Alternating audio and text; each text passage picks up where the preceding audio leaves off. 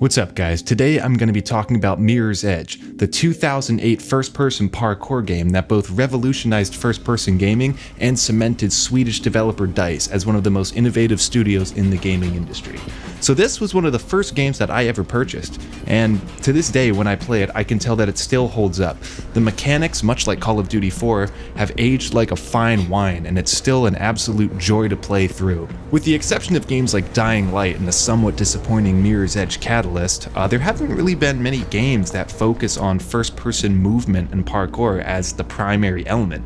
Obviously you have your platformers out there and more movement-based games, but something about Mirror's Edge, it feels realistic, how snappy the controls are and how realistic the weight of Faith feels, where if you fall, a little too far, you slam into the ground. With the exception of being able to soak up bullets like a sponge, Faith's freerunning ability feels very grounded in reality, and you don't just feel like some superhuman action hero. The entire game relies on the delicate balance between whether or not to evade the enemies with your superior freerunning ability and movement, or to fight them using a variety of CQC combat and weapons that can be stolen from enemies.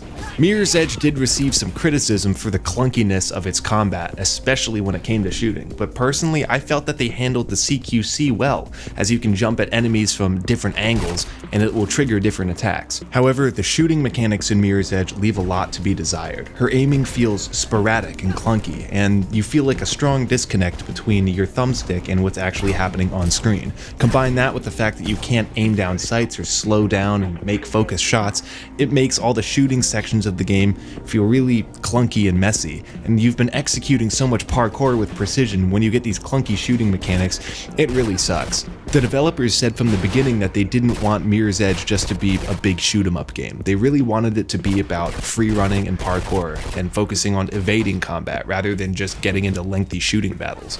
However, I think if they had combined solid shooting mechanics with the parkour mechanics that they already have, they could have been onto something fantastic. And I think their decision to just take guns completely out of Mirror's Edge 2 is utterly ridiculous. I think that was a horrible move on their part, and if they had left it in, they may have ended up with a better product that was more fun to play, but what are you gonna do?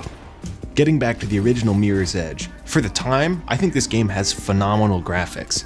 The textures look good, and even though they kind of have that clay look that some of those early DICE games have, the overall environments and maps look and feel awesome. Also, I think the color saturation and just the use of color in general in Mirror's Edge is genius. The way that you look for red objects to parkour over, and how each level and each section of level will have a specific color scheme. Sometimes you'll see a lot of green hues or an orange level or one with a lot of dark browns. The art direction in Mirror's Edge is stellar, and the whole game just has this fantastic, near future dystopia look to it that is awesome. It's something I really like, and it reflects a lot of the science fiction that I enjoy. The near future urban landscape with all the cool colors that they present was also paired with a fantastic original soundtrack. The game featured a piece by Liska Miskovsky called Still Alive that is just a beautiful piece of music. It features this very hooky and sort of wan sounding piano riff, and they would return to this theme time and time again in different variations until you get to big points in the game when they would play more of the song. By having a central theme for the entire game, they could punctuate and raise the emotional intensity of certain cutscenes or, changes in the story. And also, it's just a badass song, so I'll put a link in the description, and I would definitely recommend listening to it. As far as the story goes, it plays out in a bunch of cutscenes that are animated in kind of an anime or just cel-shaded comic book style. The overall story is pretty enjoyable, though it can be a little cheesy at times. However, my main complaint is it's too short. The story's runtime isn't long enough to really build up these characters and make them more three-dimensional, which is something I would have liked. If you had made the game twice as long, you could have gotten more into what were the characters' motivations, why are they doing what they're doing, instead of just quickly introducing a cursory backstory and then moving on because, game has to happen and story needs to progress. It's kind of a minor gripe, but when you play through the game and you realize how short it actually is, it just leaves you wanting more. I really enjoyed the DLC that eventually came out for this game, which had Faith running through these amorphous environments of just blocks in the sky doing time trial challenges. As a fan of games like Jet Car Stunts and Marble Blast Gold, I really enjoy this type of gameplay and I love movement-based time trials. This was a great addition to the game, and upon the second playthrough, I find myself really enjoying this mode.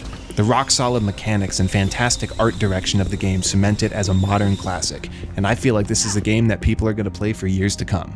Well, I hope you guys enjoyed the video and stay tuned to the channel for more content.